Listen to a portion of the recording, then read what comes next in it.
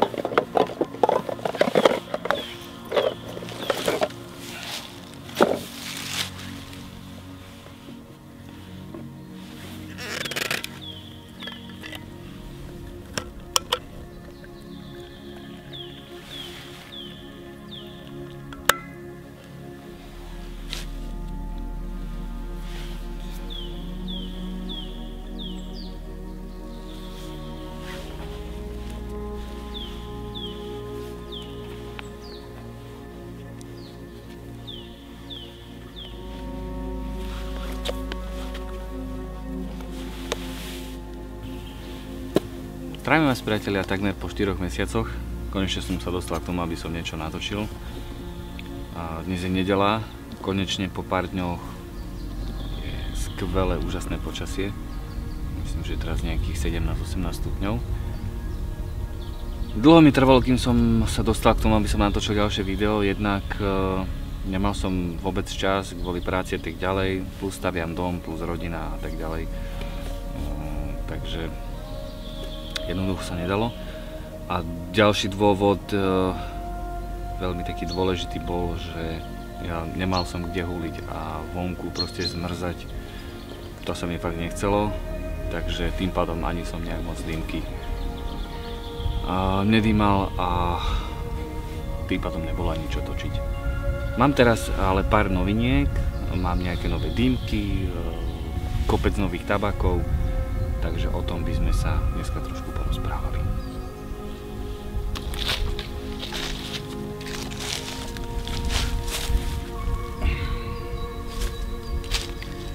No a čo si nacpeme?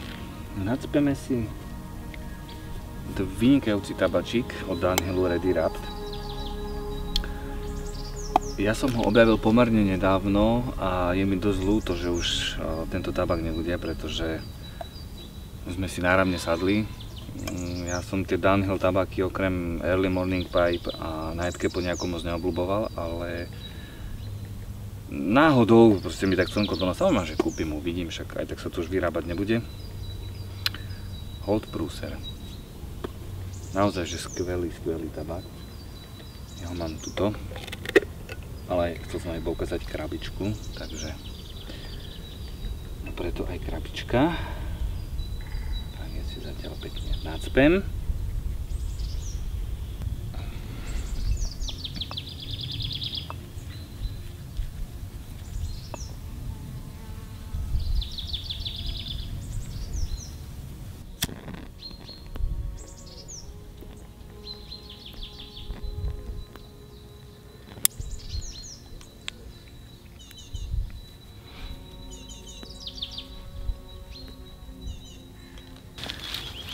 Takže skôr než začneme, Tak dým mám z mojej obľúbenej Petersonky a popíjam čiernu kávičku, ktorú som si urobil doma.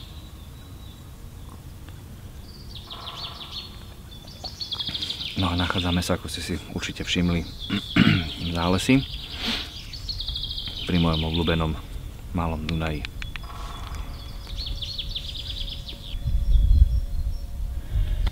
Takže zo všetkoho najskôr by sme sa mohli pozrieť na túto nádhernú dýmku Savinelli.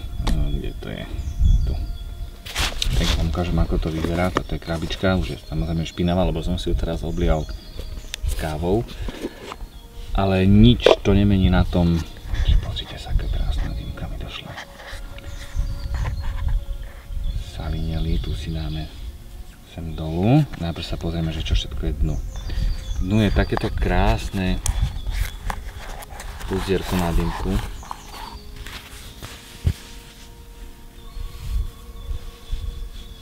Zlatom vyšívané. Perfektný materiál, netrúfam si len, že čo to je, ale vyzerá to nejaký flíš alebo niečo také. Ďalej, bolo vnútri, je vnútri takáto brožúrka, kde sú všetky typy dýmok, príslušenstva a podobných záležitostí.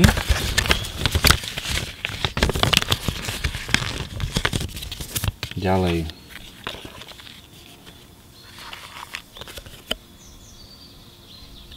štítok, ktorý mi garantuje, že to bolo skontrolované a je to kvalitné.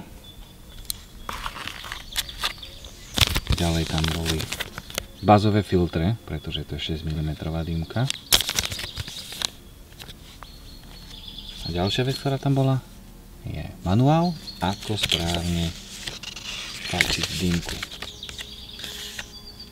Takže toto je presne to, čo robí tieto dýmky výnimočné. A myslím si, že Peterson sa má ešte čo učiť. Takže taká teraz samotná dýmka. Trošku si dáme svetla. Samotná dýmka je tu.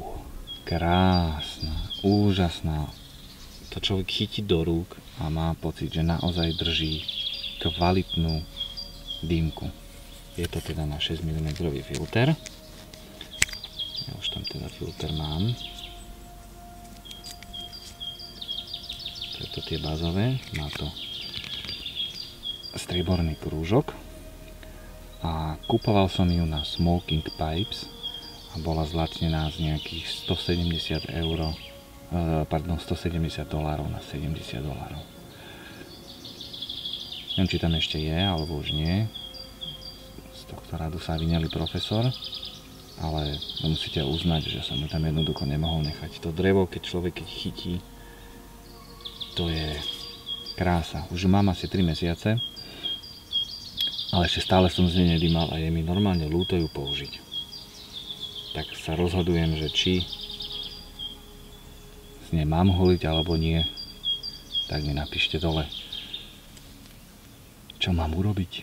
Strašne by som chcel, ale je tak nádherná, že ju mám stále v krabičke a je mi normálne ľúto z nej dýmať.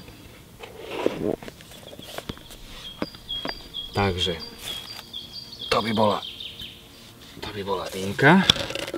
Ja si ešte uvediem trošku tabačiku. Či tabačiku, kávičky. No a teraz sa môžeme pobaviť o tabačikoch. Takže jeden z tých nových je tento úžasný Kramer's Aromatic House. Pozor, názov môže trošku zavádzať, pretože človek automaticky, keď si povie, že aromatik, alebo má to v názve mužky aromatik, tak si povie, že to je nejaká sladkastá bomba, navoňaná a tak ďalej. Tento tabák chutí krásne zemito. Hrozne mi pripomína napríklad tmavý puer, alebo úplne nejakú jemnúčku latakiu. Takže naozaj, že zvláštna, veľmi zvláštna chuť, ale perfektná. Mal som od Kramersu aj extra smooth, ale ten vám nemôžem ukázať, pretože ten padol okamžite. Jeden z najlepších tabakov, aké som vôbec kedy hulil.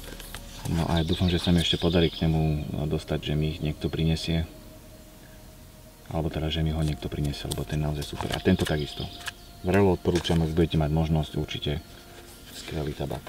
Takisto ako som vravel, čiže Dunhill Ready Wrap, toho poholujem teraz. Fakt skvelý tabačik, úplne jemnúčky aromaty. Ďalej, do daru som dostal Glen Piper. Ešte ho nemám otvorený, ale už som ho hulil, takisto skvelý tabak. A to mi doniesol kamarát z Nemecka. Takže určite by som na ho chcel možno, že urobiť niekedy nejakú recenziu, pretože na Tobacco Reviews a neviem kde všade má dosť nízke hodnotenia, ale mne naozaj chutí, takže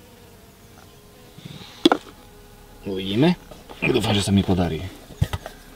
Tento tabak má naopak vysoké hodnotenia na Tobacco Reviews a všelikde, ale naozaj mi nechutí. Neviem, proste nesadli sme si, je to aromatik ako šlak a neviem, akože dohulím, ale už sa určite kupovať nebudem. Ale určite urobím nejaké krátke videjko aj čo sa týka tohto tabačiku, takže Larsen Signature.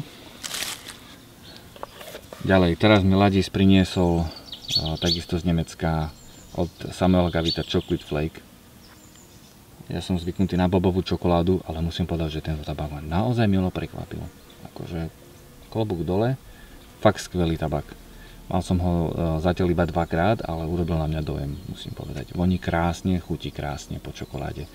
Tá čokoláda mi nepríde až tak výrazná ako u bobovky, ale je to naozaj veľmi, veľmi jemný latakiový čokoládový tabačík, takže super, za mňa super. Zo štátov som si nechal doniesť ešte aj Growsmoor. Ten som ešte nikde nemal, takže na tento som zvedavý, to len na margo toho, že čo ma čaká, čiže veľmi som zvedavý. Z čoho som sklamaný? Tak to je tento Full Virginia Flake. Proste sme si nejako nesadli, neviem. Počkám, kým prejde lietadlo. Ale snad ma bude počuť. Čiže s týmto tabačikom sme si proste nejako nesadli. Tiež doholím ho a idem. Možno to bude tým, že Samuel Gavit vie mať také, že jedna šarža je totálne parádna, druhá je úplne na prd, tak možno, že akurát ja som chytil nejakú nemoc dobrú. Neviem. Ale asi to bude nadlho, kým si kúpim nejakú ďalšiu krapku od Full Virginia Flakeu. No a veľkým sklamaním je pre mňa 4th Generation 1897. Je to vanilkový tabák, ja vanilku mám rád aj vanilkové tabaky, ale toto je hrôza. Proste toto je vec, čo mi fakt že nechutí a fakt mi nesadla. Takže ak by náhodou niekto chcel, je tam odobraných pár dýmok, takže viem poslať. Ak by niekto chcel, darujem.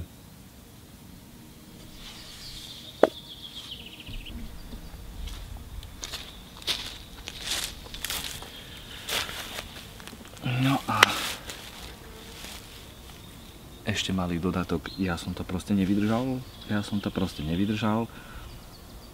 A jak som rozprával o tom tabačiku Chocolate Flake od Samuel Gavita,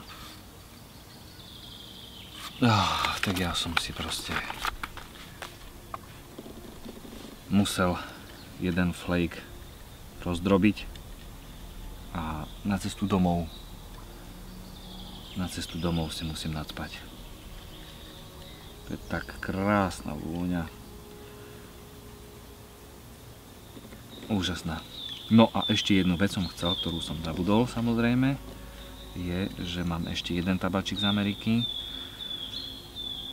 A to je Peter Stocky by Nugget. A musím povedať, že to je fakt o ničom. Som dosť sklamaný, pretože boli ódy na tento tabák, ale nejak proste, neviem, príde mi taký nejaký. Mal som už aj fakt, že lepšie. A túto dýmečku som vám neukazoval. To je tiež moja nová savinelka. Mám nejaké savinely obdobie. A krásna, jednoduchá biliardka, úžasná. Lahučka na 9 mm filter. Myslím, že na dlhú dobu prestanem kupovať Peterson dýmky, ale presedlám teda na savinelky, pretože tá kvalita a spracovanie je naozaj úžasné.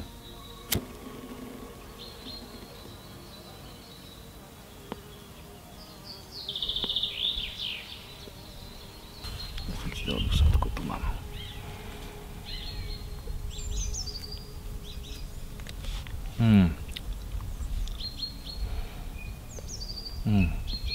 To je bomba. Chocolate flake.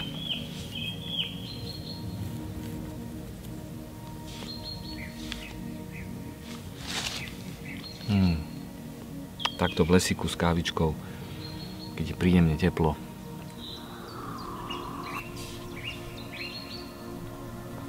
Úžasné. A z tejto savinelky. Jediný problém, čo je s gavitovskými tabákmi, je ten, že sú strašne vlhké, čiže ich treba nechať trošku odstáť a trošku blbo horia, že s tým bojujem občas, ale tá námaha stojí za to.